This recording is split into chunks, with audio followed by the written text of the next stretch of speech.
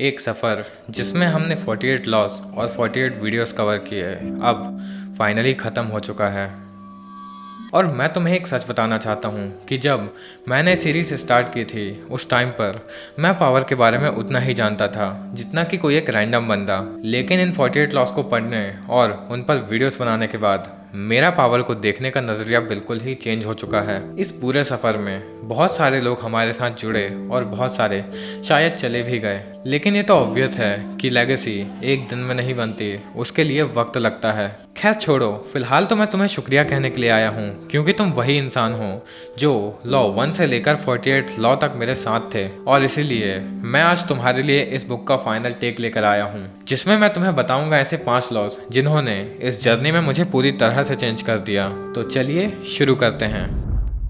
पहला law 2, never put too much trust in your friends. हाँ, ये इस जर्नी में मेरी ज़िंदगी का सबसे बड़ा सबक था क्योंकि मैंने इस लॉ को इग्नोर किया और एंड में मेरे सबसे करीबी दोस्त ने ही मुझे धोखा दे दिया। और ये सबक शायद मेरे साथ मेरी मौत तक रहेगा।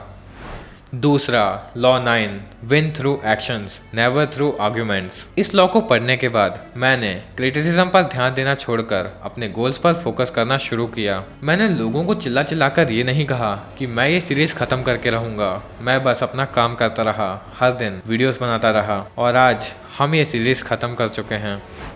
तीसरा law 18, do not build fortress to protect yourself because isolation is dangerous. इस लॉ ने मेरी बहुत मदद की क्योंकि जब मैंने सीरीज स्टार्ट की थी उस टाइम पर मुझे मेरी अब तक की ज़िंदगी के सबसे बड़े 2 धोखे मिले। पहला मेरे दोस्त से और दूसरा उस इंसान से जिससे मैं प्यार करता था। मैं बिखर गया और खुद को आइसोलेट करने लगा। लेकिन उस टाइम पर मैं लॉ 18 की स्क्रिप्ट लिख रहा था और उस स्क्रिप्ट को लिखते समय मुझे ये रियलाइज़ हुआ कि आइसोलेशन कितना ज़्यादा खतरनाक हो सकता है। इस लॉ ने मुझे सहारा और उम्मीद दिया और मैं इसका शुक्रगुजार हूँ और शायद सारी ज़िंदगी रहूँगा।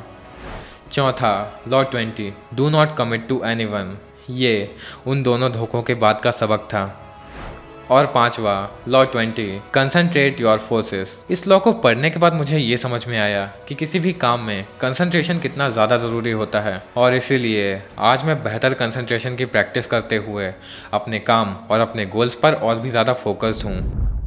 लेकिन ये तो थे वो लॉस जिन्होंने मेरी कहानी को अफेक्ट किया, लेकिन हम सब की कहानी अलग अलग है। तो तुम कमेंट करके ज़रूर बताना कि इनमें से कौन से लॉ ने तुम्हारी कहानी को सबसे ज़्यादा अफेक्ट किया। सब्सक्राइब कर लो और बेल आइकन को दबाना मत भूलना क्योंकि नेक्स्ट सीरीज़ का टीजर बहुत ही जल्दी ड्रॉप करने वाला हूँ। तो मिलते हैं अगली सीरीज़ में।